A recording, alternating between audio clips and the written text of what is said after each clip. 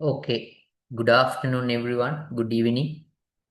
I hope everybody can listen to me. Uh, Today, we are going to a new topic. I hope everybody has received the handout that I have sent to you. And this is about one of the famous doctrines, and that is called Paticcasamuppada, dependently co-arising, and also called Buddhist causality. Now, before the beginning of before going to the handout, I at the outset I should say that causality is a contribution of Buddhism, right? Now, a real causal theory had not been presented to the world philosophy, clearly had not been presented. There were some ideas in Greek philosophy. Now, if you read Greek philosophy like the philosophy of uh, Pythagoras, some of the Hellenistic philosophers, if you some of you don't know these words, it doesn't matter because we are not studying Greek philosophy, we are studying Buddhist philosophy. So some of the ideas of the people like the Pythagoras and Hellenistic school philosophers like sometimes Cicero, I have come across a little bit the elements of causality.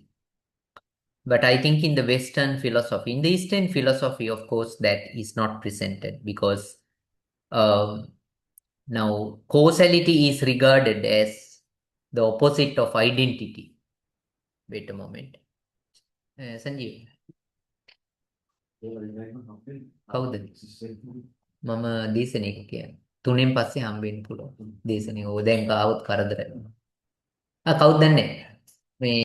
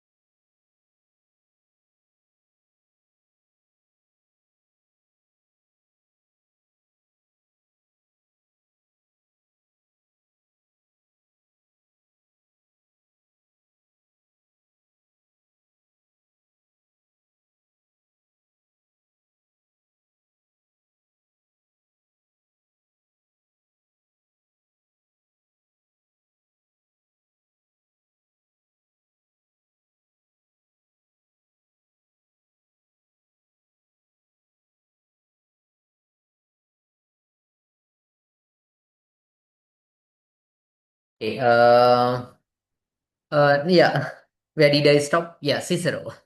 Now Cicero has now yeah causality is a contribution because in Eastern philosophy now causality is regarded as the opposite of identity, identity, unity, oneness, right?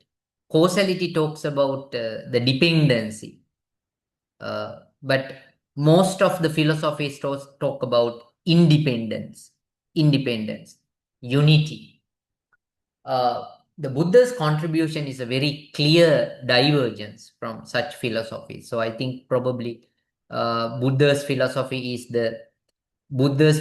of causality is the oldest systematic presentation, exposition of causality in the world, because so far the causal theory had not been presented very clearly in a system, but now in the Buddhist teachings we see it clearly.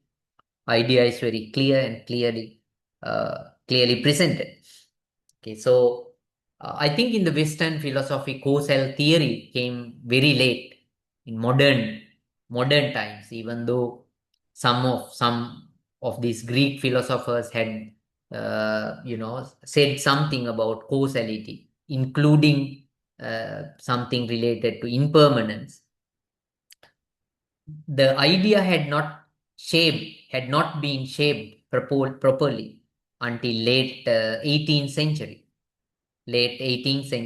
no, not 18th century, 19th century, late 19th century, until the time of the scientists like Albert Einstein, and later on different scientists, philosophers like Wittgenstein. I think you have heard of these names at least, have uh, clearly showed the causal theory, not exactly similar to the way how the Buddha pointed out, because they were talking in relation to science and philosophy, but the basic thesis is similar. Now, that is why they knew Buddhism also. Albert Einstein clearly knew Buddhism and praised Buddhism, and where somewhere he had pointed out that if he's not a religionist, not somebody who accept religions, believe in religions, but he had pointed out that if he were to accept any religion, he will choose Buddhism from other religions, because he knew that the Buddhist theory was very not a divine Buddhism is not referring to divine origin, divine creation, right? Revelation. It's not a revelation, first of all. It's not a revelation in the sense that it's not any, prescription of a divine source. And then he saw some of the scientific dimensions of Buddhism, including what we call causality. And I think that was the reason why he was praising Buddhism. He was interested in Buddhism, and he was talking about Buddhism, and he was willing Buddhism either. Later, the theory was very popular, and Buddhist theory became very popular. So, Mahayana, there is Theravada philosophy, and there is also Mahayana philosophy, which is very much known one is Nagarjuna's philosophy, where it transcends the Theravada idea of philosophy. Now he is talking about what we call what is Nagarjuna talks about. What is Nagarjuna talks about? Anyone? Any idea? What is Nagarjuna talks very much about? Sunnata, Eh? sunyata. Sunyata, very good. Sunyata, emptiness, and that is also causality. It is a very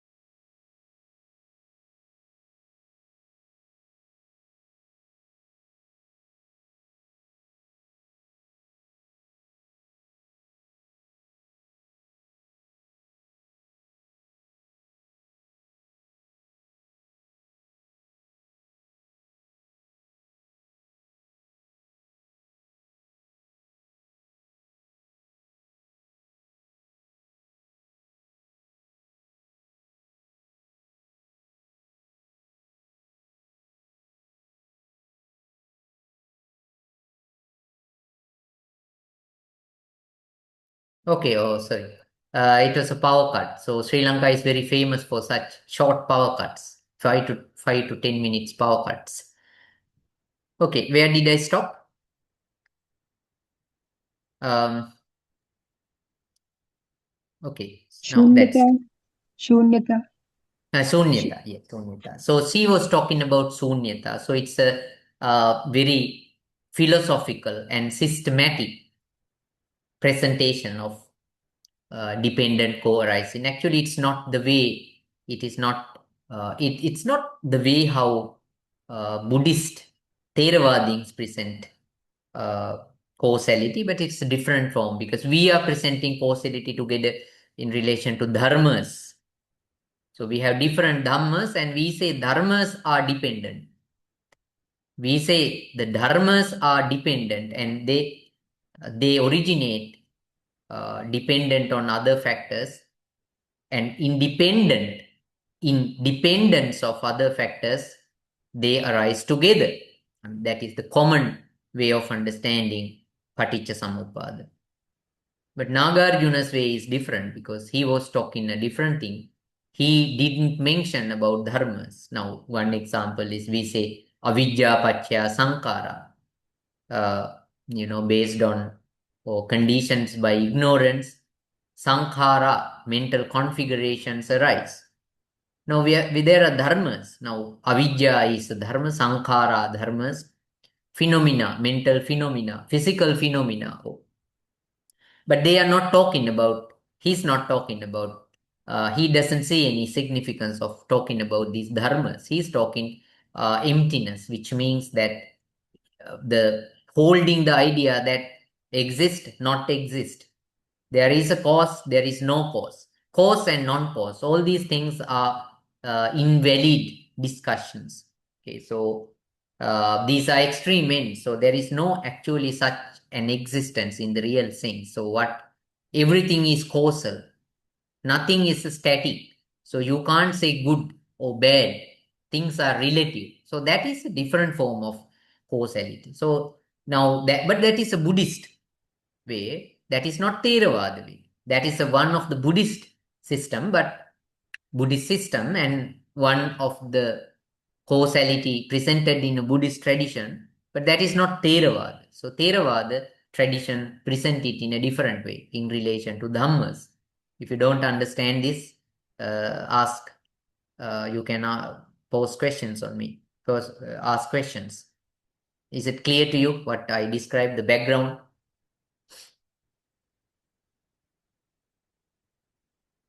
This Clear? Shunyata means the knowledge is zero or Oh my nothing goodness. in Today I physical cannot hear you. matters. Why is that? Okay, wait a moment. Okay. Sorry. Technical. I think there is some technical issue. Wait, please. Okay. Okay, I'm trying to hear you with this. Oh, okay, go on, please. Uh, Shunyata means the knowledge is emptiness or a physical matter emptiness.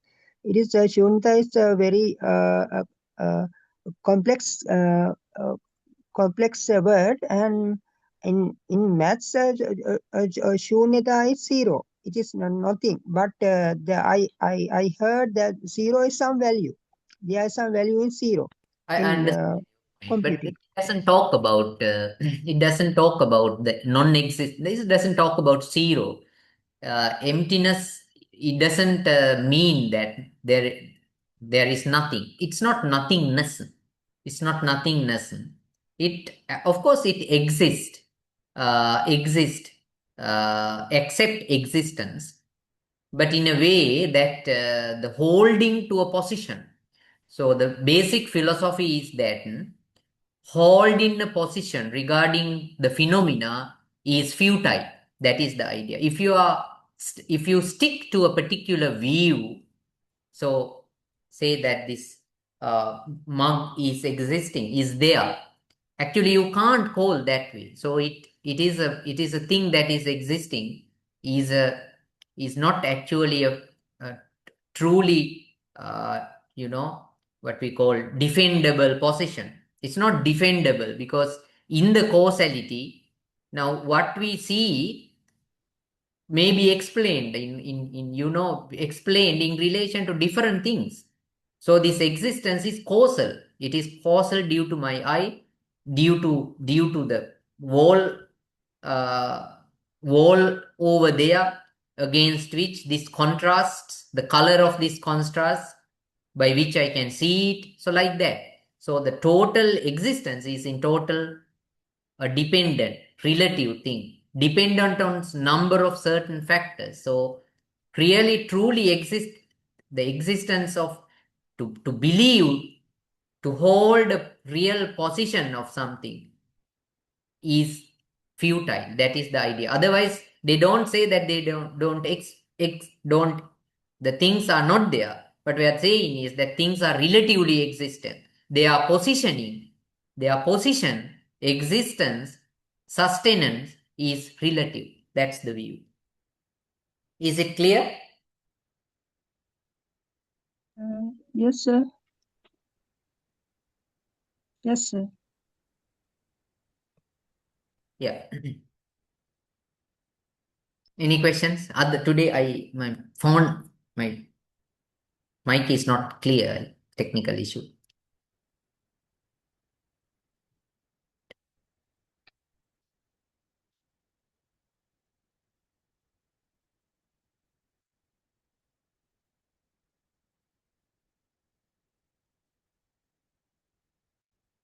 Okay, with that we can go to I have prepared these handouts very simply, because without making them complicated.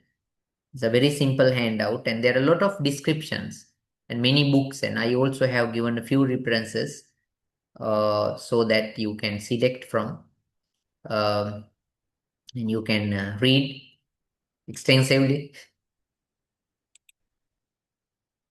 Now,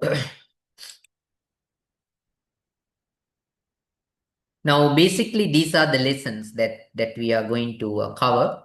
And I hope last 2 weeks, Venerable Parker had been doing a few topics on few. He was teaching few topics, and today I am concerned with dependent co-arising, definition and principle explained, issue on the interpretation of Nama Rupa. This one interesting, because there are critical.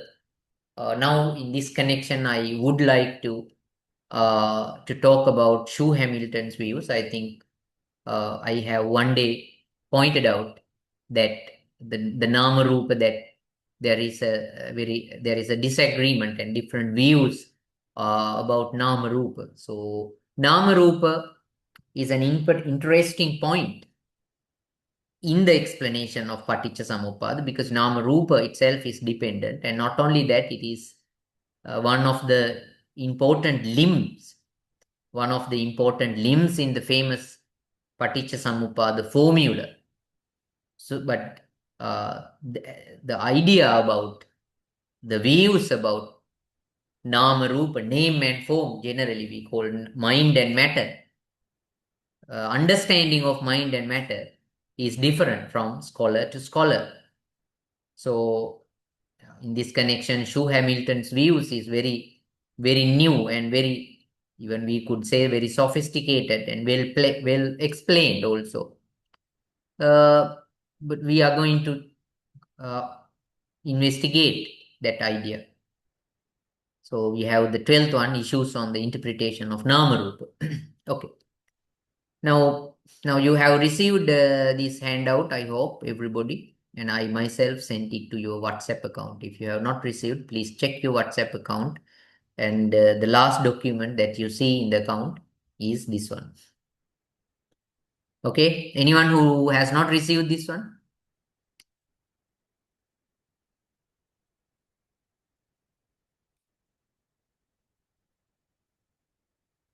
If you find any spelling mistakes, please tell me, because I added some of the things to this handout in a hurry. So sometimes I make spelling mistakes. I could not check spelling. So if you find any spelling mistakes, please tell me. Okay. Paticca is the Buddha's teaching that all phenomena arise dependently on cause. Each something has cause. Without a cause, there is no origin. It's very simple, right? At the beginning, it is very simple, but it's not that simple when we go into detail of the explanation. But basically, it is intelligible, it is understandable that everything has cause. Now, the importance of this theory is that we need to understand it in the context, in the context of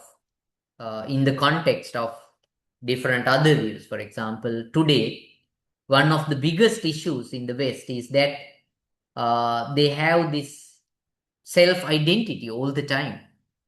So all the time they have this self-identity. When they go to, they need a lot of counselors. Why?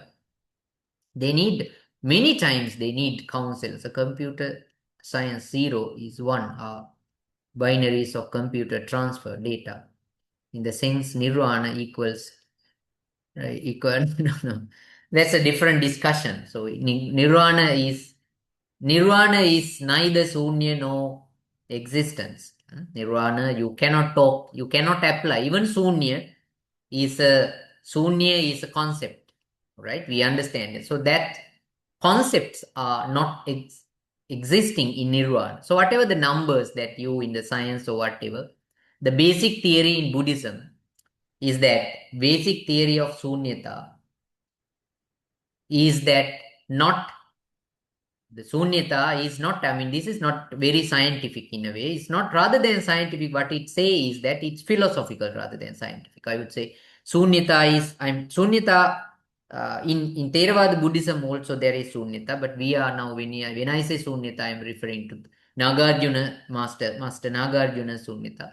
So Nagarjuna's position was not the denial of existence, but holding a position, clinging to a position. So the problem is not the existence, but clinging to positions. Now, the problem is not that I am having a body. The problem is the way how I am considering my body. The problem of Buddha is not having a body, but I have asavas to the body. Asava tendencies. I find myself within the body. I feel that I am totally, the body is something that a part of my existence, and I identify myself with the body. I not just identify, I also have an attachment, subtle form of attachment. Say, as soon as I identify myself male, as a male, okay, as a male, because I understand my sex, there is a very clear idea about my material dimension, and at that moment I have what we call asava, the subtle feeling of. So the problem is this one, holding a position. So what is futile, what is problematic is holding position, generally the holding position of I. When you shatter the idea of existence, the view, this rigorous view of existence, holding position is gone. So you are more freed.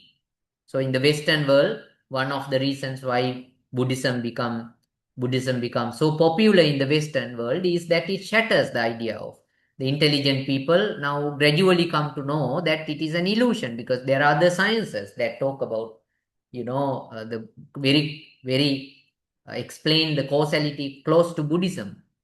Now, what we call what is the different science? Quantum physics, for instance, is very close to Buddhism in its explanation of causality. So now holding position is the problem. So what Nagarjuna does is not actually counting, was in explaining the causality in any scientific way, but it's causality in a philosophical way, that the erroneous way, the error of identifying a position regarding the worldly phenomena, mind, matter, When you say mind and matter, different things. Okay. So dependent on cause, not just cause, but a few causes. Now, interesting is that in Buddhism, there are many causes, a few causes. Buddhism is not a teaching that talks about one cause, but it's a theory of many causes. If you talk about one cause, then again we tend to think about self, because always this one cause theory is one self theory. One cause theory tends to be one self theory. So always there is this tendency to think of, if you talk about one cause, there is a natural tendency to accept that one cause as a self. So Buddhism never talks about one cause, but many causes. That is many causes. So the smallest number of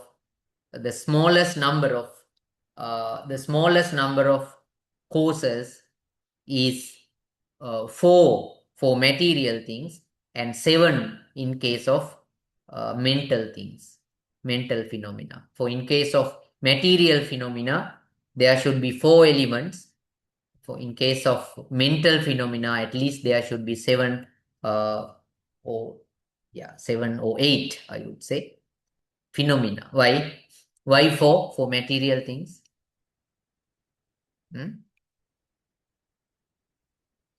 Ahara, Roop, Ahara, Utu, Set, and Kama. No, I don't know whether, Thomas, I could hear you properly. The reason is that 4 Mahabhutas, 4 great elements, have these 4 together to Apo, form. Vayu, Tejo, Patavi. Yeah, and the other one, the mental factors, there should be at least 7. The smallest unit of consciousness has 7 mental factors. If you count the mental factors as one dimension and consciousness as another dimension, then there are 8. But if you count the consciousness as a collection of 7 psychological factors, mental concomitants, there are 7. So you can count either way. Either way is correct. Okay, now, so many courses, right?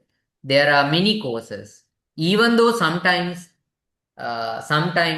in the discourses it has been given as one course. For example, even in the Paticca formula, there is one course. I mean, in the explanation, only one course: avidya, paccaya sankhara, sankhara paccaya vijnana.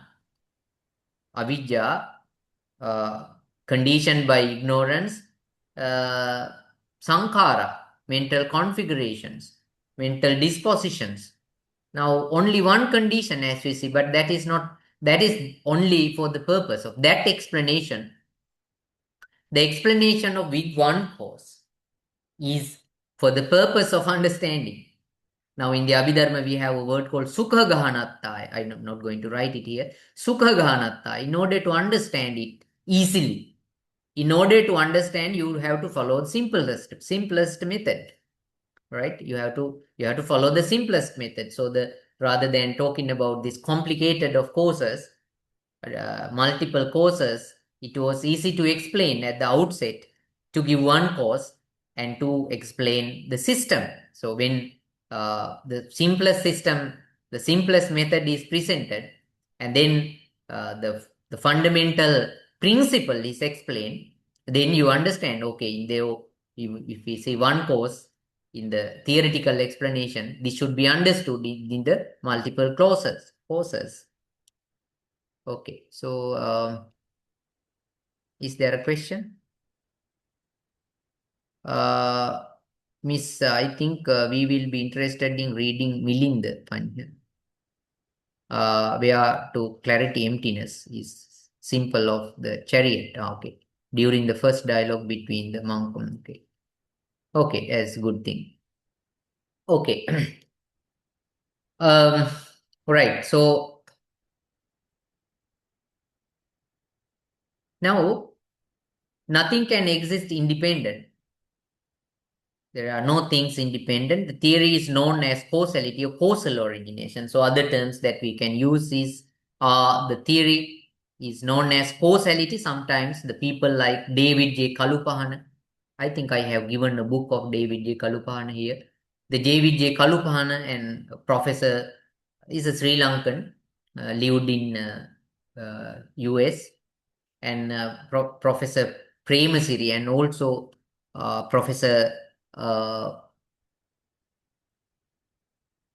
who's this professor? Asanga Tilakaratna. Some of the leading Buddhist scholars are using the word causality quite often, and there are also people using dependently co-arising. It doesn't matter. Dependently co-arising actually is very much consistent with the etymology, and the causality is the general application of the general the general translation. General translation. Dependently co-arising is more technical translation. Causality is more general translation. Dependently co-arising is more technical translation. I think now I should say one thing. Now this is, I mean, just listen and forget what I am saying. So I actually am not believing this translation, because this is a more philosophically oriented translation of dependent coordinate, but that is the non-translation. My translation I have never published so far. So I have a publication and I have an article, then you can read that article one day, but not now. So until then I cannot present anything of what I am saying. I have in my mind. So, but this is mostly non-translation, but it's logical. It's logical. Now this paticca samuppada, now if you say dependent, you can call it causal origination, causality or causal origination.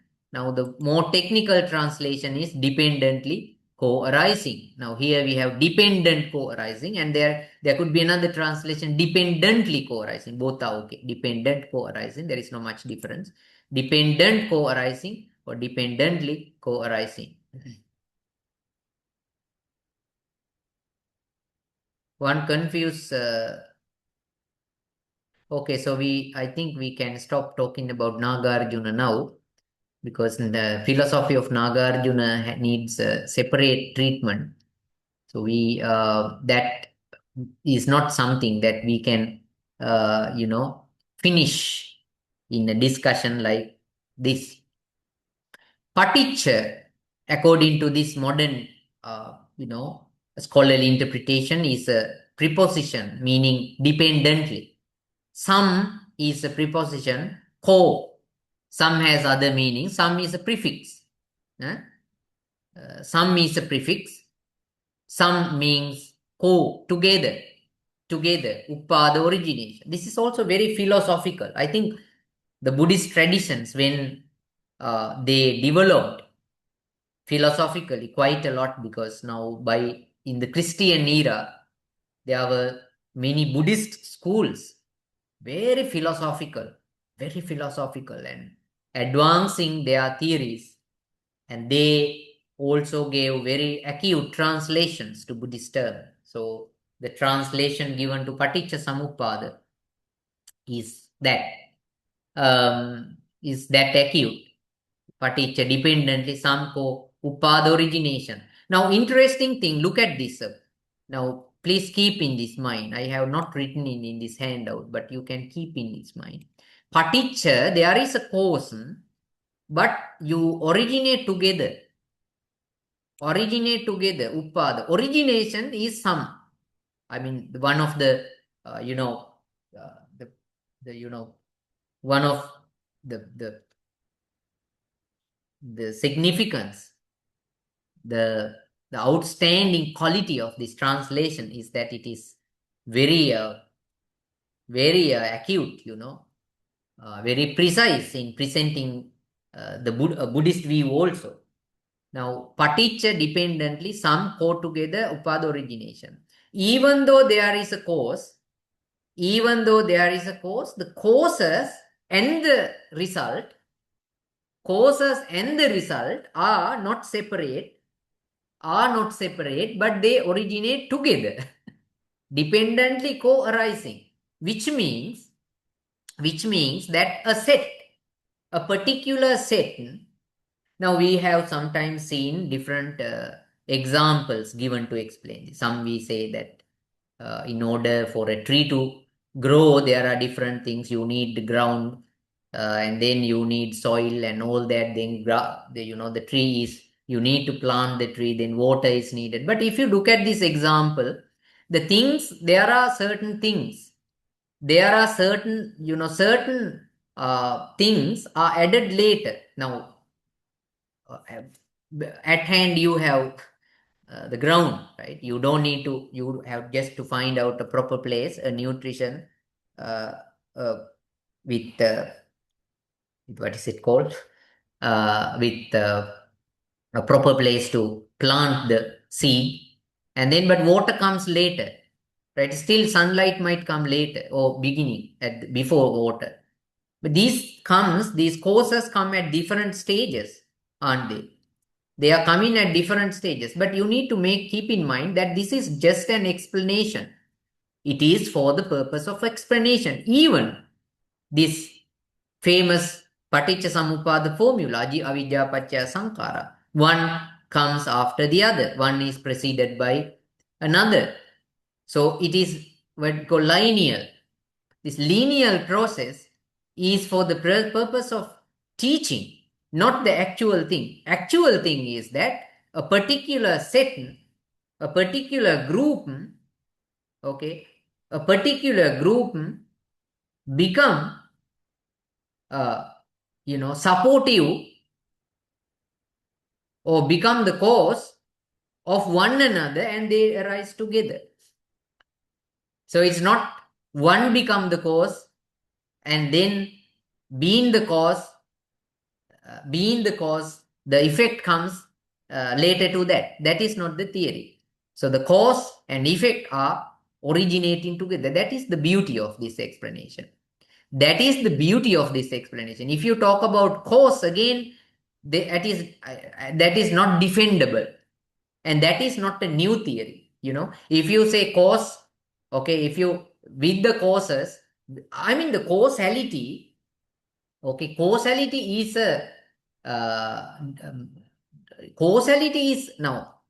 Okay, the causality is not a new teaching like other teachings. There was a kind of causality. Even the Jains thought a causality, right? But Buddhist causality is not that kind of causality. Speciality of Buddhist causality is that it is dependently co-arising. That is the point. Co-arising, starting together. All other philosophies had this lineage process. For example, now later it was considered as Adhara Adhe in the Abhidharma, but just don't think about that very much. Like there is an Abhidharma teaching. There is an Adhara and Adhe. Adhara means there is a support. Adheya means no. Adhara means supporter. Adhara is supporter. Adheya means the supported. Okay. Adhara is supporter. Adheya is the supported. So one is a supporter, which is the main principle, main thing. The supported is secondary, subordinate. So that is the problem for Buddhism. That is a problem for Buddhism. Buddhism doesn't teach that. Buddhism teaches co-origination, starting together, originating together. Because if you have a if you have a supporter separate from the supported, and which probably come first, that becomes a self, whether it is physical or mental, right? That tends to be a principle, what is called substantial principle. Substantial principle, even though we don't have time to explain that. If you take a supporter which comes first and the supported which comes later, that is a problem for according to Buddhist philosophy, because that explanation tends to be a self theory, substantial theory. Do you understand that word? Substantial. SUB S-T-A-N-T-I-A-L, substantial theory. Okay, is it clear? Anyone who doesn't understand this?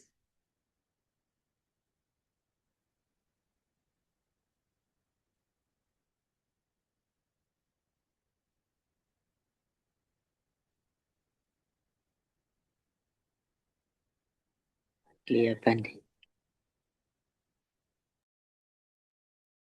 Okay, good.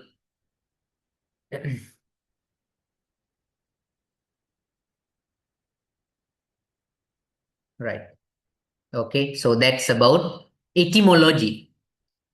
Etymology, and there are many etymologies. So I'm not willing to give all the etymologies in the commentaries, in the tikas. There are a lot of etymologies you can find. That you can find later. Now, when you in Buddhist tradition, there are two types of elaboration of the doctrine. Doctrine here means paticca There are two ways.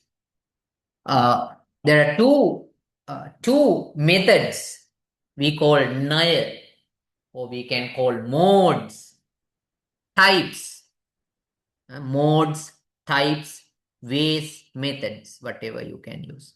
So there is two modes of elaborating the doctrine in Buddhism. One is paticca samuppadanaya.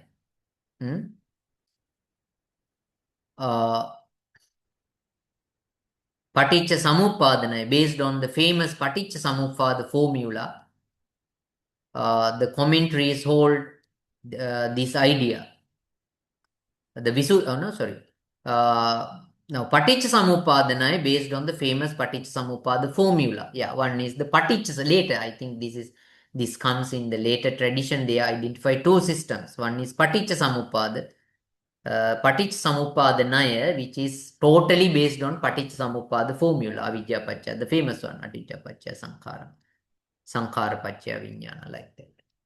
The formula is mostly recognized as related to conception. So basically, the scholars think that paticca samuppada formula is based on is to elaborate what we call conception. Now, even the commentaries, Visuddhimagga and commentaries hold this idea. According to Visuddhimagga and commentaries, what we call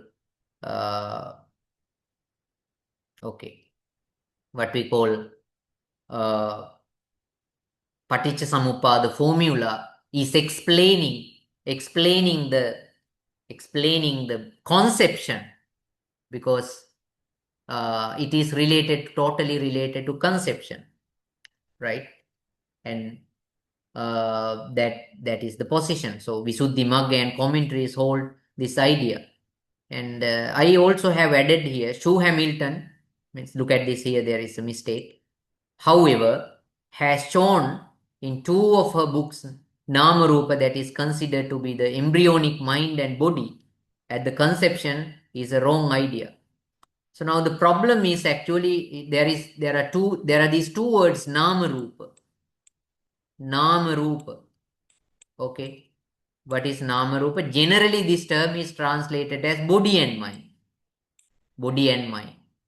So they think that this body and mind is nothing else but embryonic body and mind, which means the fetus, the fetal body and mind with the consciousness or whatever, the mind and consciousness that represents the subtle mind and body of the conception that goes into the mother's womb.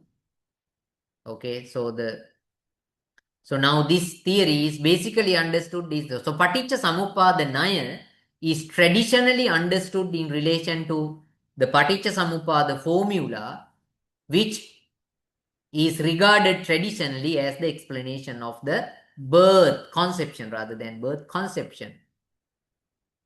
Because Nama Rupa presented in the paticca samuppada formula is the embryonic mind and body. The fetus, okay, the first occurrence the inception in a mother's womb. But now we also have a different view in modern times. Now Sue Hamilton, in one of her very beautiful work, she shows that if you understand this theory to be an explanation of the conception, that is wrong. It is not about conception, and Nama Rupa is not conception. Nama Rupa is not the embryonic conception. Nama Rupa is perception, and it's about perception. So that is the idea, and we have this book for that, and identity and experience, the constitution of human being according to early Buddhism, 1996 by Sue Hamilton. It is the 6th chapter of the book. So you, in order to understand that Nama Rupa, because the problem now, this idea comes from the Nama Rupa. So then you have to remember, basically one type of explanation of causality is connected with Paticca Samuppada formula, avidya paccaya sankhara, sankhara paccaya vijnana, vijnana paccaya. The traditional idea is that this Paticca Samuppada explanation is based on conception, but there is a new idea presented by Western scholars that is not about conception per se, conception itself. That is more than that. That is about perception in general. I am also agreed upon that idea, because you know, now it doesn't say it seems to be. It seems to be, and from many studied in relation to many other sources, Paticca formula is a universal theory about our knowing and thinking. Knowing and thinking, other words for knowing and thinking is perception or cognition. We have these two terms. The better word is perception, I think, rather than cognition. So, okay, whatever you use, perception and cognition. So it's about perception and cognition rather than, it's a universal principle explanation of that. Okay, so the other one is, now you have to read this book. Later on we are further talking about the book, the content, the 6th chapter of Nama Rupa, called Nama Rupa, by Sue Hamilton in her book Identity and Experience, the constitution of human being according to early Buddhism. Any question? The other one is Patthananaya. The second one is called Patthananaya, the conditional relations in the Abhidhamma Patthana. Patthana, as you know, is a book of Abhidharma Pitaka. Patthana is one of the books in the Abhidharma, and Abhidharma has a different explanation. You can't say different, but more elaborate explanation of causality. More elaborate explanation of causality, and because it talks about 24 conditions in which the Dhamma is the cause of, one Dhamma is the cause of another Dhamma. The 24 conditions in which one Dhamma is the cause of another Dhamma. Now, what is the difference between Paticca Samuppadanaya and Patthananaya? What is the difference? The former one doesn't talk about a particular condition. Now the second, Patthananaya, talks about the condition, because this dependency also has varied positions, varied manifestations, I would say. The dependency is manifold, right? The dependence. So I am sitting on this table, right? I am sitting on this table. So the table is holding me, bearing me. That is a different condition. And you listen to my talking. And that is because of an amalgamation of so many causes. The technology, the sound waves, the technology, your ability to hear, so many things, right? The science and non-science. Many things come together when you listen to my lecture. That's a different conditioning. It's not like the chair holding me The chair holding me is a different condition, but that's also dependent. My sitting depends on the stability of the chair because of the fact that the chair holds me.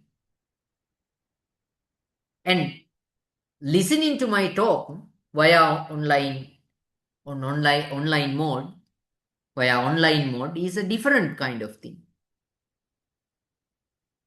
So therefore, there are different conditions. Conditionality, causality functions in different ways. There are many manifestations of causality. So Patthana reduces all these manifestations into 24. For example, one conditionality is Arammana. Arammana Pachaya. Okay? Arammana Pachaya. Arammana means a Dhamma becomes an object. An object condition. Dhamma becomes the cause of another Dhamma. An object condition. Object. Hetu Pachaya. Because of it is one of the hetus. Lobha, dosa, moha, alobha, dosa, moha. So that is a different thing. So like that we have Indriya, Adhipati, Jhana, Kamma, Purejata, Pachadhata, pre-nascent, post-nascent, co-nascent. Now here co-nascent. Co-nascent means starting to together. Actually now basically Paticca Samuppada, the word talks about co-nascent, arising together. Of course there are co-nascent theories, but in the Pattananaya the conditions differ. This further elaboration of the Paticca Samuppada and is called conditional relations. Now that is why this is called conditional relations. The book is called the 24 Pachayas translated into English as conditional relations. Now relation based on conditions. Relation based on condition. It is a further explanation of Paticca Samuppada. Paticca Samuppada, it is very general in that sense. For the easy understanding. But Patthana is more complex. For the complex understanding. For the more intelligent people. Any questions? Is it clear to you? Anything you don't understand relating to Patthana or whatever?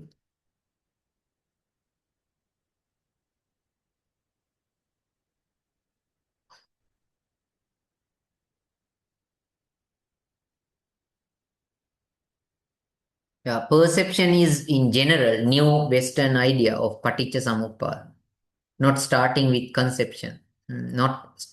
Starting with conception means going on at even new Western idea of Paticca Samuppada, not starting with conception, meaning going on at every mind moment. Yeah, now I think we have to look at it in a very broader sense, Thomas, because now I think what we discussed is very now this has a very perception is but now we are using a lot of new words. Even causality is a very new word, right? Perception, cognition are English words, but we are using even suffering is a new word, Western word, which doesn't cover whole Buddhist meaning of suffering. So we are using, because now epistemology is not a Buddhist term, Western term, but we are using to talk about knowing and thinking, knowledge, possibility of knowledge. So many modern ideas are there. Modern terms are there. So we are using them in order to understand what to do, because we are learning through English, the English language. So we have to use some of these concepts in order to make the principles clear.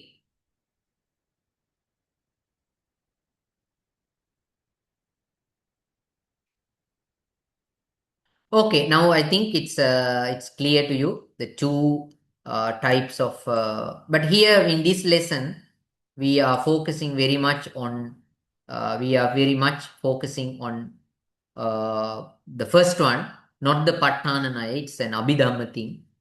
We are not going to talk about Abhidharma explanation of causality because that's a big lesson. So in the Abhidharma lesson, we learn that.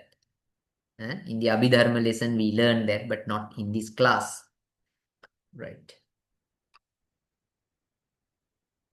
Now there is an explanation here in the Paticca Samuppada.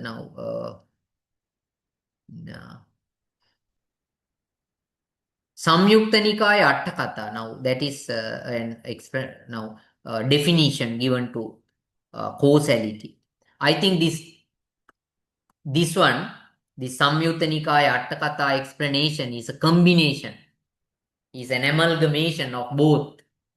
Both means a collection of both types of definitions, two types of definitions themselves. Now it says that I think it's two concepts are brought together. Samyukta Nikaya Atthakatha, I think you know now this word, Atthakatha, the commentary, right? The commentary. What is commentary? At the very first lessons, I was elaborating about commentaries. What is a commentary? What is an Atthakatha?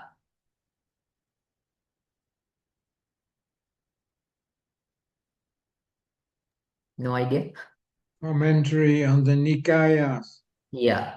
Nikaya text or Vinaya text. Yeah, Nikaya text or Vinaya text. The commentary. Samyukta Nikaya Atthakatha says dependent co-arising, Paticca Samuppada means the pattern of conditions, Pachayakara, patterns of conditions. The patterns of conditions bring into being the phenomena that exist in dependence on one another. Anya manyang paticca. Now, the commentaries are also, sometimes commentaries are wrong. There are places where commentary, in some of the more in a few significant cases, commentaries have gone wrong, very rarely. But in all other cases, commentaries are very accurate. The Paticca Samuppada means the pattern of conditions. Pachaya akar. Patterns of condition. Pachaya akar. There are two words. One is Pachaya. One is Pachaya. The second one is Akar. Akar. So it's not just condition, but pattern of condition. It's pattern of condition. Pachaya akar. How the pattern is arranged, right? Now there are different patterns. Now patterns are different. All these patterns are different. Purejata is different from Pachajata, right? On certain circumstances, the mind go first. No, the matter go first, mind goes later. On certain circumstances, mind goes first, matter goes later. I think this is a beautiful explanation. Don't just listen and ignore what I'm explaining now, but for just understand now. Even what we call this Nama Rupa, at the conception they are called co-nascent. The pattern is different from. Now basically Nama Rupa, one word. Nama Rupa. We have this Nama Rupa in the Paticca Samuppada formula. So we say Nama Rupa is co-nascent. Born together, where? Only in one certain circumstance. Only in one circumstance. That is the conception. At the conception, both Nama and Rupa go together and enter into the mother's womb. Nama Rupa together with consciousness plus something called Vattu. Something called Vattu. That is the material part of the individual, Vattu. The the embryonic matter is called Vattu, not the matter. Anyway, Now, that is at the conception. They are born together at the conception, mind and matter. And there is another explanation. Mind goes first. Mind goes first and matter comes later. Where? Where you are active. Now, I am active. Active how? I am talking to you. I am talking to you. And also at the same time, I am, active in my body because I have certain physical, what we call, what is this? Bodily movements, gestures, in trying to explain things to you. Okay. So I'm using my hands in a particular way. So according to Abhidharma, that is also matter. Because this is the result of understanding matter. Now, in the simplest explanation, we have, so there, mind generate matter. So when I want to use my hands like this or to talk to you, first my mind functions and then matter goes later. So here in this context, when the mind generates matter, that is called chittaja, chittaja rupa, chittaja rupa. That chittaja rupa, mind oriented or mind oriented matter. Okay, mind oriented matter. In the mind oriented matter, actually the matter comes later to mind because it is the mind responsible for generating matter. Conception, both come together. Mind, the at the generation of mind matter, that is the mind goes later. Mind goes first. And there is another time that in another context, mind goes later, mind comes later, matter comes first. Where? In the perception. In the perception of the tangible things, physical things around us, or what we perceive through our senses, the mind arise later, matter arise previously. Mind is later. So on three circumstances, mind matter combination changes, isn't it? Hasn't it? The mind matter combination has changed, hasn't it? Yes. One time mind goes first, another time matter goes first, and another time both go together. So the pattern, so that is the pattern. The patterns change. So dependent co-arising means the pattern of condition. So there is a different pattern of condition. Pachaya akar, pattern of conditions. So that's a very good translation. The pattern of conditions bring into being the phenomena. Oh, these patterns bring into phenomena. Okay. If that is perception, that is a different thing. If that is, say, karma, influence, that is a different pattern. Right? So all these conditions bring about phenomena. Bring about new phenomena. How is it happening? Exist in dependence on one another. The things are originating depend on one another. Anya manyam paticca. Anya manyam paticca. So I told you, there are four great elements and they are arising anya manyam paticca. Dependence on one another. Nothing can be separated. Four go together. Okay, four go together. So that is anya manyam paticca. Therefore, it is called dependent co-arising. So in that sense also it is dependent co-arising. Okay, so that is a simple explanation of that. Okay, any questions? Is it clear?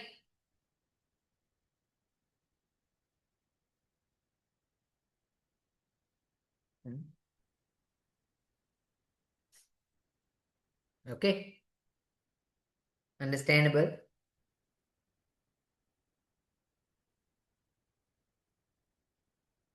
Yes. Any question? I heard somebody speaking.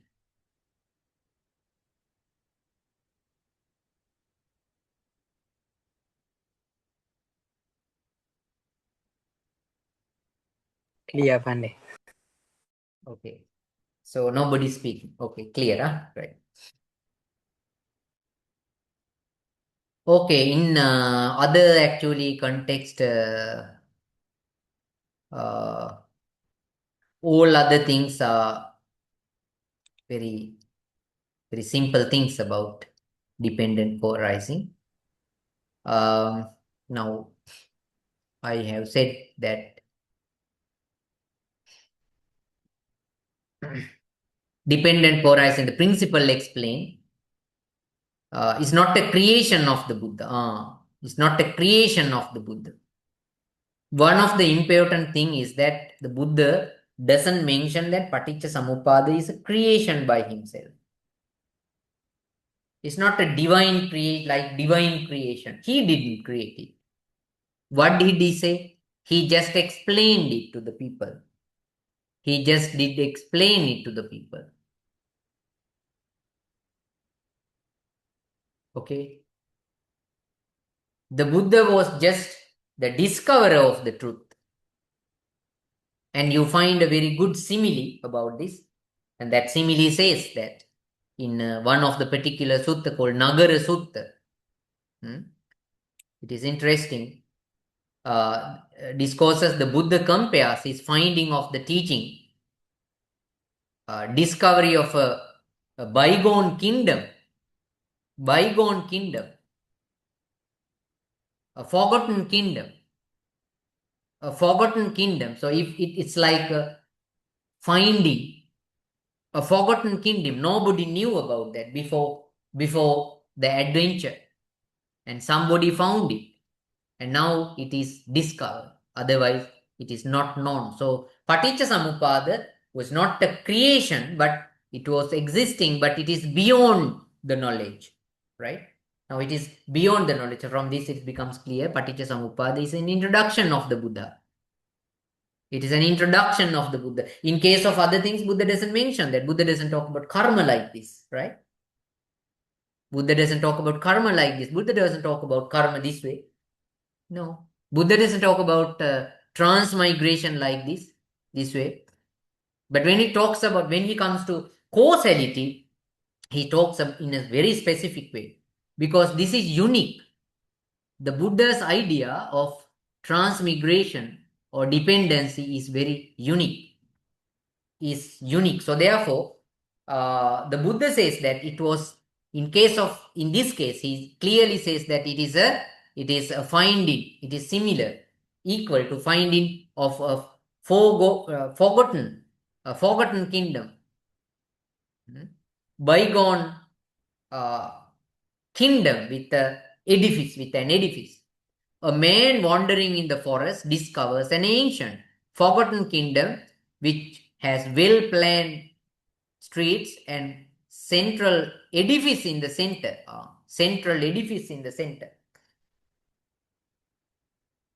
Somebody was wandering. Suddenly, he came across this finding. A huge city, an old city, bygone, forgotten. And in the center, there is an edifice, a mansion. He reports his discovery to the king, who in turn reconstructed it. He reconstructed it. In the same manner, the Buddha discovered the ancient path, dependent arising like all the enlightened one. So nothing is a creation of the Buddha. But in this connection, actually, it was Buddha himself who brought about this theory. Because in Indian society, the causality that Buddha presented was totally unknown. The method of the causation that Buddha presented was totally unknown, because that was so That was that unique. Yeah, that unique.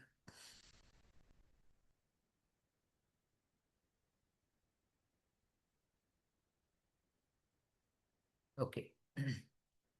So there is one sutra called Nagara Sutta. Puranam, now look at that. Discovers the king who dependent arising like other enlightened ones. So so did other enlightened ones. So did other enlightened ones. Not just this Buddha. Okay. Not just this Buddha, but other Buddhas. Because this teaching cannot be identified by any other ordinary person. It could be identified, the real causality, the true causality can be identified only by the Buddhas. So previous Buddhas also identified it and was bygone.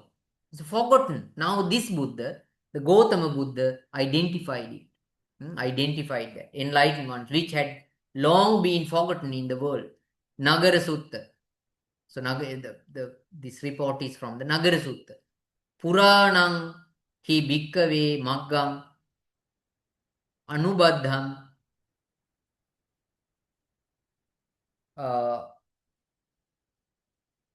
puranancha maggam patipanna puranam maggam, a forgotten path was a forgotten path, a forgotten road was achieved by the Buddha. So in the Nagara Sutta. So that's not a creation by the Buddha.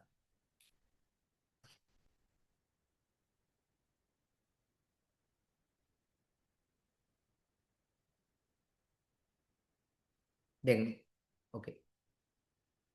In number of discourses, the Mahatanha, such as Mahatanha Sankhya Sutta, the Buddha has presented the principle in a formula as follows. So this is the common one that the most, the theorization of the formula, the dependent co-arising is this. Now this is the universal kind of theorization of, okay, Paticca Samuppada can be known in many different ways. Buddha has taught different types of Paticca Samuppada as we explained. But the basic principle, the theorization is this. So when we talk about Paticca Samuppada, we quite often say avidya paccaya sankhara, sankhara paccaya vijnana, vijnana paccaya nama rupam, like that. But the actual Paticca Samuppada theory is here. Actual Paticca Samuppada theory is found in this formula, because this is the universal. This is the universal principle applicable to every circumstance. Okay. Asming sati idam hoti. Right. Imasming sati. Imasming sati, when this exists, that comes to be. When this exists, that comes to be. Imasming sati idam hoti. Simple, right? Very simple. When this exists, that comes to be. With the arising of this, that arises. With the arising of this, that arises. Imassa uppada idam uppajjati. Imassa uppada idam uppajjati. When this does not exist, that does not come to be. If there is no this, that will not be there. Imasming asati idam nahoti. And with the ceasing of this, that ceases. Imassa nirodha idam nirujjati. Imassa nirodha idam nirujjati. Is this complicated? Is this so important? I mean, is this important? That important?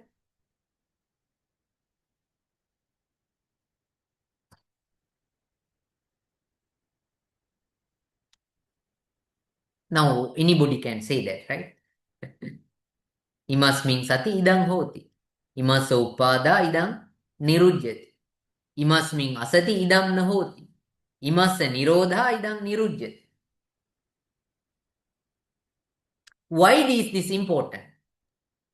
Why is this important? Imasmin sati idang hoti. Imasa upada idang uppajyati. Imasmin asati idam na hoti. Imasa nirodha idang nirujyati. Now, anybody can get that, right? I mean, just four limbs, four alternatives, for limbs, four-limbed scheme, a scheme which has just four limbs. So, what is the importance of this? Why do you say that this theory is important? Because one thing cannot exist independently. Sorry, Thomas, come again. Because one thing cannot exist independently from another thing.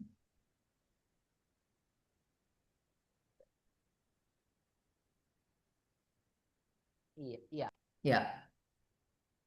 One thing, but I'm asking why is this? So now that is philosophically yes, but why is that explanation is important? That important? I mean, in the connection of in this in the Buddha's religion. So I mean, just saying imasmin sati idang hoti, imas upada idang uppajjati, right?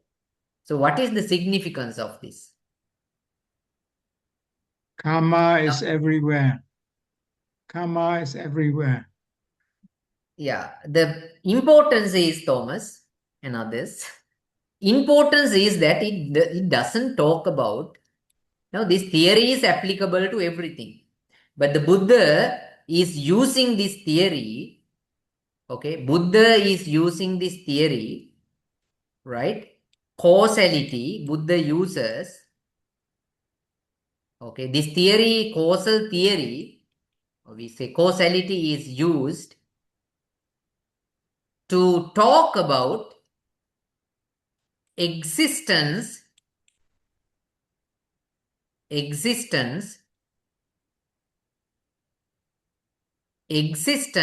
suffering and non-existence and no suffering, right? Non-existence and no suffering.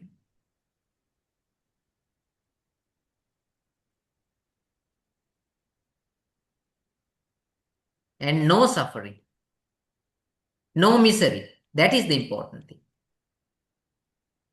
Okay. So now this is the newness, right? Now let's take Jainism, right? Let's take Jainism for a moment. Now Jainism is said to be the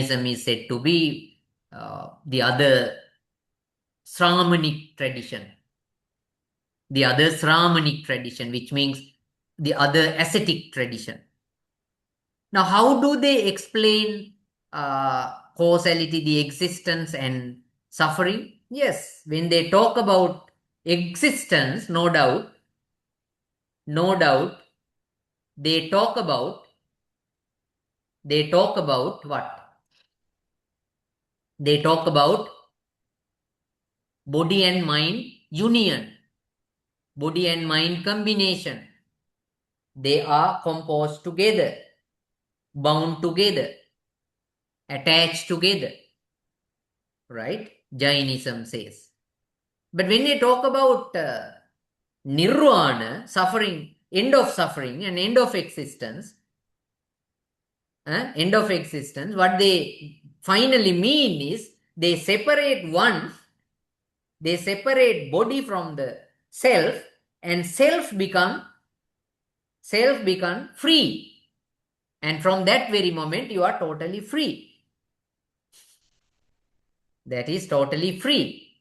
And that is not causal. That is not causal.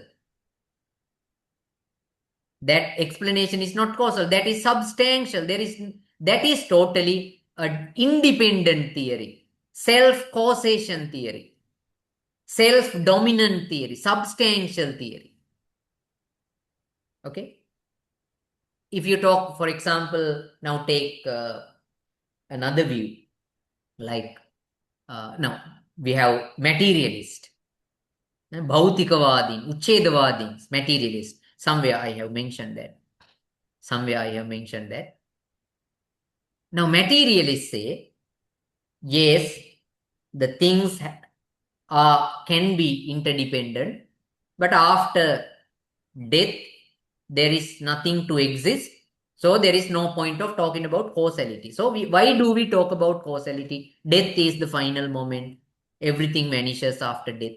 So why are we going to bother ourselves talking unnecessarily about this, metaphysical things? Because death is the final liberation. So no point of talking about causality. After death, everything vanishes. No, Buddha says that is auto-causal. There is no vanishing point without causation. You apply causation. Existence is causal. Existence is causal. In the same way, if you truly want to, if you truly want to stop causation, and in that sense, existence, this causation is nothing but existence, isn't it? The causation that Buddha talks about is not the external causation. Buddha is not interested in the universal causation. Of course, it is causal. AI is causal. Matter is causal. This building is causal. Trees are causal. Is it what Buddha is interested in? No. Is it what Buddha is interested in? No. Buddha is interested in only about the existence of life. So his causality is entirely based on what we call existence and suffering. If you positive in existence, suffering is there. If you are negative in existence, negative not psychologically, okay, if you go opposite direction of existence, opposite direction of existence, right? Opposite direction of existence, that is also causal. That is also causal. So that complete idea of causation is what Buddha shows us. And that complete idea of causal. So causality is applicable not only in the existence, but also in the opposite way of existence. If you want to reduce it, that is a causal pattern. If you want to exist, that is a causal pattern naturally happening. You don't need to bother about this. Now, see, wedding, birth, decay, death, wedding, festivals, first solid food taking, first visiting to temple in Hinduism. I mean, all these things go, that is existence, right? Now, all these things, if you live according to this day-to-day conventions, the causality naturally happens. You don't need to worry about that one. I think when we teach Buddhism to some of the people, we misinterpret Buddhism. We don't teach them. Now, we have the social philosophy of Buddhism. We have Buddhist psychology. We have counseling. We have social philosophy. We have Buddhist legal philosophy. In all these teachings, even in Buddhist philosophy sometimes, we misinterpret that. This Buddhist philosophy, the true philosophy, is going against this normal existence. Why do we hide this? With what purpose? In order to popularize Buddhism in the world. In order to popularize, to make Buddhism genuine. To make Buddhism famous. We are sometimes misinterpreting that we are not going to say that Buddhism is a teaching that going against this normal pattern of existence. Buddhism is not for that. Buddhism is not for that. Buddhism is not to teach a social philosophy that admire the existence. Buddhism frighten you. Buddhism frighten you against the existence because it sees enormous, errors of you by forgetting, by ignoring the visible suffering, and thereby being being a part of in this causal process, naturally taking place causal suffering. So that is what Buddha talks about here. Ismasming sati idam hoti. Imasa upada idam upadi. What is upada? Life. Birth. Life. What is nirodha? Life. Then what is nirodha? Suffering. Life, suffering, upada. Natural causation. Natural causation, naturally taking place. No life in the sense that you deny, you break the pattern. And no suffering, causal. It is causal. You have to apply again the causality. So that is the point. That is the point. So this is the complete theory of causation. For the arises, for the natural causes, for suffering, and then also denial, non-arising of life, and thereby suffering. That is a complete vision. Okay. So there is a question, I hope. What is the question? Yes, is there? TG. Not promoting samsara. Very good. Very good. Oh, in a way, yes. There is another way of saying that. Not promoting samsara. Promoting samsara and not promoting sansara. Promoting sansara and not promote. So if you talk about actually the meaningfulness, I don't know many philosophical teachings. Most of the times we ignore this truth, right? I feel like the people actually don't want to say this. Especially the Western oriented scholars do not want to teach that this is about a complete suffering of that, and the teaching is on that for that. And this is so totally about the to end suffering, not to promote suffering, the way of suffering. And this is way of suffering, isn't it? So now all these things are way of suffering. I mean, it's truly yes, I think, from the Buddhist perspective, because in everything there is an attachment. You have children, yes, very good. You teach them, you sustain them, you nurture them, very good. But at the same time, what about the attachment finally? It generates karmic forces, right?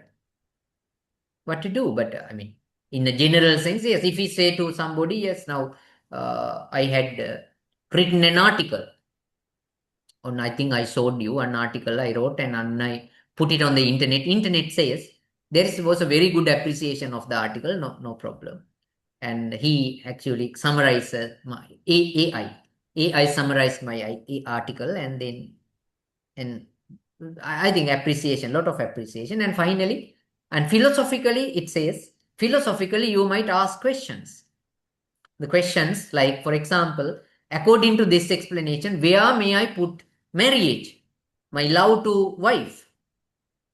Now the Westerners think that Buddhism admires marriage. No. The Western academicians think that Buddhism admires marriage. It admires marriage, but it points out that marriage is a trap. That is why Buddha left the household life. But when we explain that, sometimes we forget that we have to emphasize that. Now in the lessons I have seen, of course, I have many times seen this when we explain about Buddhist social theories, jurisprudence, and psychology. Always we try to evaluate, sort of admire this very existence. No, we have to say the truth. The truth is suffering.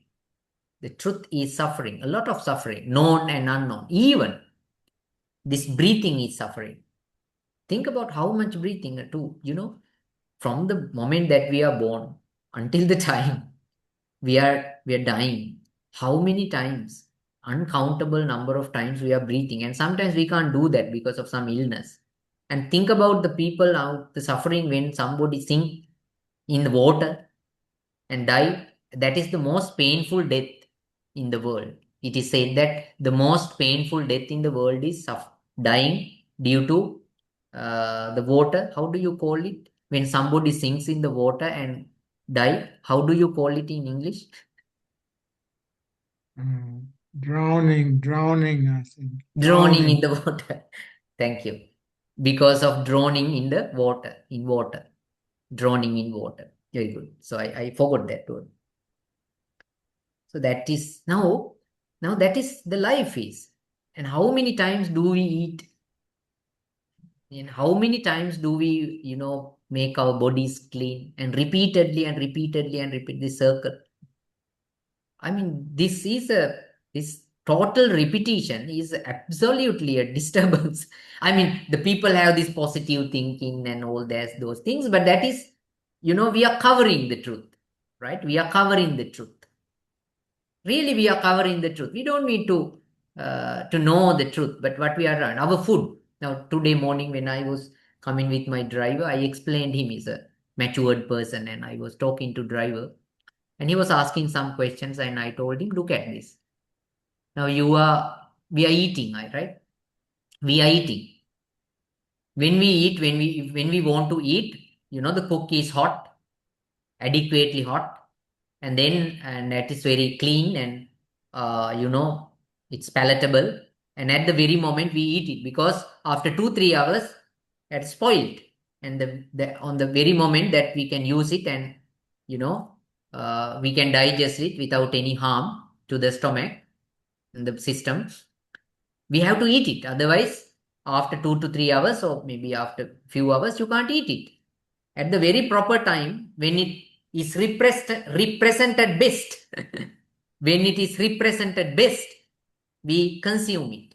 Now everything is like that. I told him just, and he was thinking, yes, that is true, Hamdru. Actually, everything is like this vehicle. And he says, because he is a driver and he knows about vehicle, and the best example comes from vehicle. And he says, Hamdru, this vehicle is also like that. Huh? Now look at this. He always talks about BYD electric vehicles. Now he says, this vehicle, always I think that how beautiful it is, and very nice and very, majestic look, Chinese vehicle, and, look very, gigantic. Actually, if we remove a part, 2 to 3 parts of it, the what is it called, exterior parts, when we see inside and then see all this dust and everything gathered there, and it's not beautiful, and we see such beautiful which the parts of which is removed, and that's very ugly, right? That's very sad, and the person needs to cover that area because that's ugly. The whole object is going to be ugly, and they cover it and make it beautiful and sell it again if they want. Everything is like that, and the best presented moment. So we use it, we consume it, we enjoy it, and then we reject it, we hate it. So that is called, the Buddha says, now there are 2 dimensions. What is it? Piya rupe rupe sarajyati, apiya rupe rupe vyapajyati.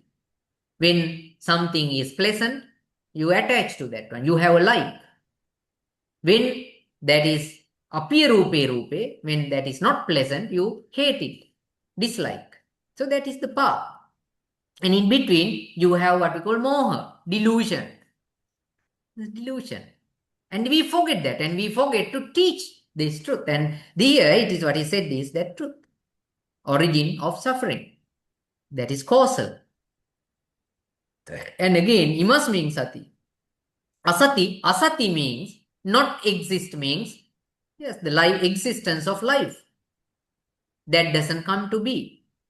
There is no suffering. There isn't it. The formula, avidya paccaya sankhara, sankhara paccaya vijnana. Finally, what is it? Ultimately, what the Buddha talks about, I have given it here. Now look at, with ignorance as condition, a volitional construction. With volitional constructions as conditions is consciousness. With consciousness as conditions is mentality and materiality with the sixfold sense basis. And finally, the conditioned birth. And then Buddha talks about jati, jara, marana, soka, parideva. Decaying, jara, marana, death, soka, lamentation, misery, parideva, lamentation. After jati. Now it's very clear, that is. So this is about life and suffering. Causal. Elimination of life and suffering, again causal. Meaningful or not meaningful? Yes or no?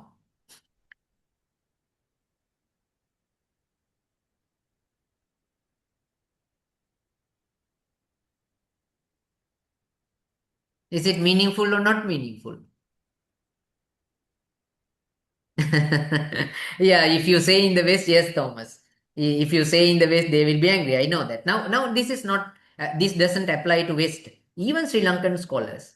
Now we are oriented by now the Western thinking. Of course, now the Western thinking is everywhere. Science, philosophy, everything. So now the teachers, of course, the teachers who taught me this philosophy, they never emphasize this. They never taught me that way. They never taught me that this is in relation to suffering and ending suffering and causalities apply in both occasions. They never explained it then pattern. So we never understood this way, right? But anyway, I'm also sometimes not writing is because we are now look at that. This explanation I have not documented it. Why? Because I didn't have a time to document it in the sense that because I have not theoretically explained it somewhere. So I am explaining on the basis of the existing knowledge. On the existing knowledge. So I just when I explained it to you. But when I document it, I use the existing knowledge. Knowledge produced by other people. Other people means these Eastern scholars and the Eastern scholars generated on the produced in on the under the Western academic influence. But even myself, I was Peradini, and the Peradini is one of the universities here, very much influenced by Western thinking from the 1940s, from the time the school university was started. Like that. Any questions? Now there is a question. Yeah, what is that?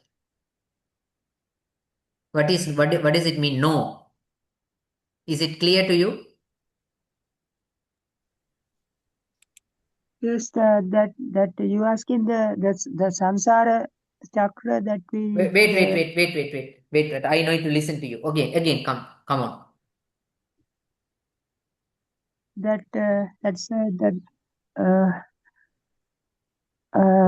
Respected sir, that you mentioned that Sankara Chakra, Vijnana, Nama Rupa, Salayatana, that it was a cycle, that it has no end. If we end, if we cess it or get end of suffering, we can see end of this cycle.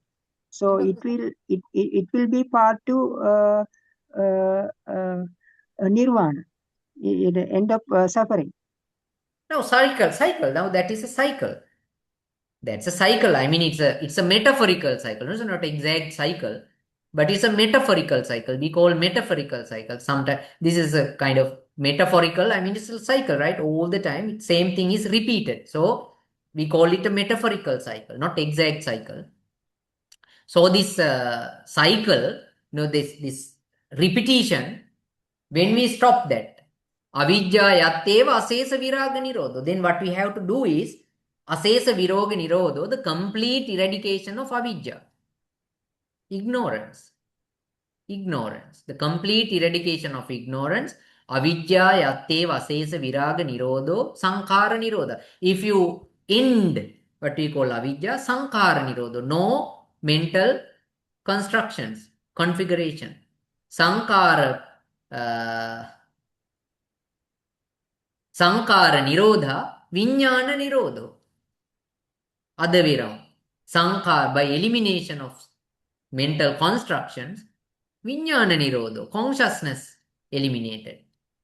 Like that. And then finally it comes all dukkha domanassa, end of suffering. So we have to start it.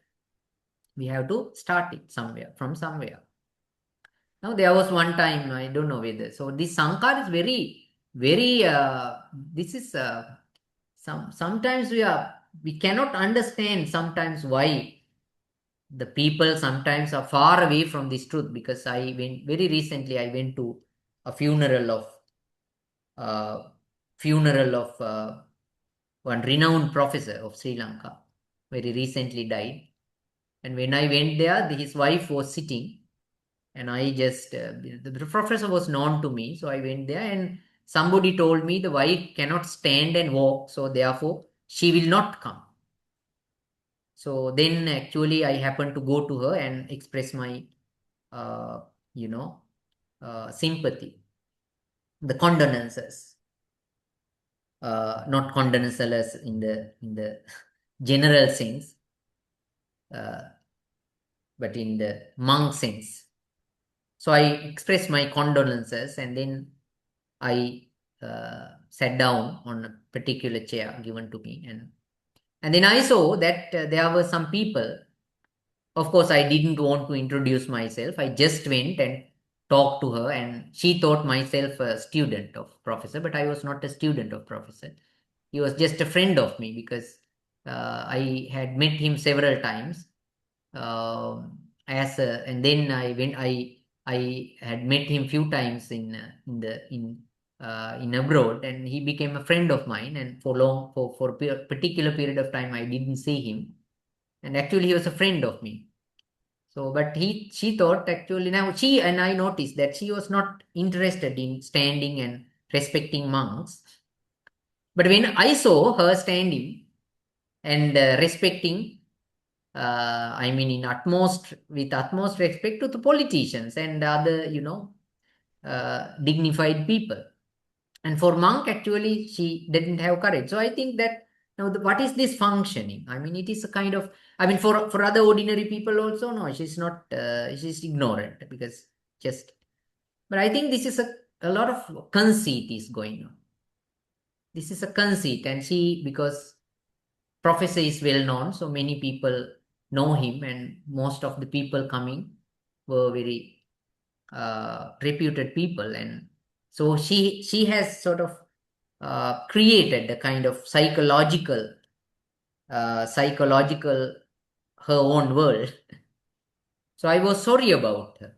Actually, I was sorry about her, because being a wife of a Buddhist scholar who wrote a lot about Buddhism, and who himself was a Buddhist, I couldn't understand how she was that sort of, she has that kind of, because we, with experience, I thought of her. Now this is in Sri Lanka. I thought of her that she has been overwhelmed by self-conceit. That is not good. That's not good. So now we have to start from somewhere. Now we need to think that that's important. So always, all these things around us are constructions, isn't it? So all these, our jobs and all that, and our positions, and now we, even though whether it be monk or a lay person, a lecturer is given a high position in Sri Lanka and revered. But all these things are constructions. We need to think that, understand that. If we don't understand that, that's very. Now there are some monks even, not, I mean, I was talking about monks. Some monks, we don't have access to some of the monks even at this level. So they are very, so now that is construction. Very lot of construction. Sankhara. So the Buddha talks about Sankhara is like the peels of banana tree. Peels of banana tree. If you, when you remove peels of the banana tree one by one, there is no essence finally. Empty. Empty. We are too late when we understand that. So that's Buddhism. So Buddhism advises us to learn this as soon as possible and put into practice, to stop this construction and to be vigilant. To be vigilant means what? To be vigilant means to be wise. You don't have ignorance, avidya, no avidya, but vidya. Vidya is panya, prajna. knowledge, wisdom. Then you see the world and you become too much natural. You become too much natural. You don't need to hinder yourself. You become very natural, open-minded, more respectful than self-conceited. Okay, anyway, now back to the lesson. That is additional. I am a monk. So therefore, sometimes my monk mind function to play. Okay, so here the principle, you need to understand the principle. The formula affirms a profound truth that nothing is autonomous in its coming into being and existence. Actually, what I am explaining is the general, here also I am explaining is general academic knowledge, not that dharmic knowledge. Why? Influence of Western academic. So it's not autonomous. This is what Western epistemology need to teach. Western philosophy need to teach, not Buddhist practitioner want to teach. But anyway, now that is also a truth. We can't deny that. Coming into being and existence, all phenomena, psychological and physical, from the smallest psychological event to the formation of gigantic and infinite universe, are interdependent on causally condition and causally condition. That's understandable. However, there is no room for us to conclude that just one cause can generate resultant phenomenon. I said one cause cannot produce such things. It is important to note, in accordance with Buddhism, that no only by one condition do phenomena arise, but with arising of various causes phenomena arise. Bahuhetuka. Buddhism is multiple causes. Buddhist causality is multiple causes. Jain causality is one cause theory. One cause theory. Hindu is one cause theory. Western philosophy is mostly one cause theory. Greek philosophy, most of the time, one cause theory. Almost all the Chinese philosophies are one cause theory. There is a belief in some sort of essence called self. Self-monad. You need to believe in something unchangeable, intrinsic, which generates power, that nurture our body-mind existence. The error in this kind of thinking is that we think now this essence is understood properly or freed it properly, we are relieved. And that is not correct.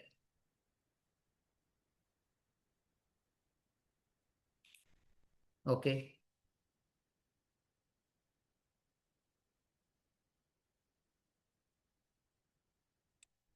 Okay, so okay, what is this? I don't know. Oh. Somebody need AI companion and I approved it and something happens. Oh, sorry. Okay, so however, there is no, so basically there is no, now most of the time we see the theories of one cause, but Buddhism is many cause theory. It is important to note, in accordance with Buddhism, and in the same way, with the cessation of various conditions, phenomena ceases. That is the philosophy. With the ceases of various these conditions, phenomena ceases. Right? Phenomena ceases. Now, even this avidya paccaya sankhara is many conditions. Now, many conditions support many conditions. There is no one condition support one condition, but many conditions support different conditions. That is what called paticca samuppada. Paticca dependently sam. Together, upada arise according to this explanation. Okay, so I have a personal interpretation of paticca samuppada. I'm not going to tell that one here, but this academic and the more philosophical explanation is that paticca samuppada, together. Then we have to remember all these causes should be at one time. Avidya, sankara, vijnana, consciousness, everything should be together. Together, influencing one another. Influencing one another. That is how we have to understand that. Okay. I think today that is enough for today. When you come next day, you have to read this very carefully, and I will take 1 hour's time or so to finish this, and then we will go to another lesson. Okay. Thank you very much. Any questions before that?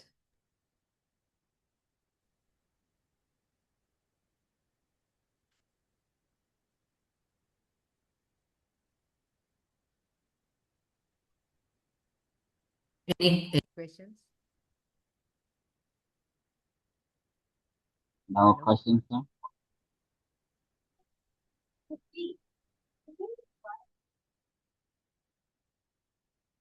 Okay, so then that's enough. Thank you. See you next week. Thank you, sir. Yes, sir. See you next week. Thank you. Thank you. Thank you, teacher.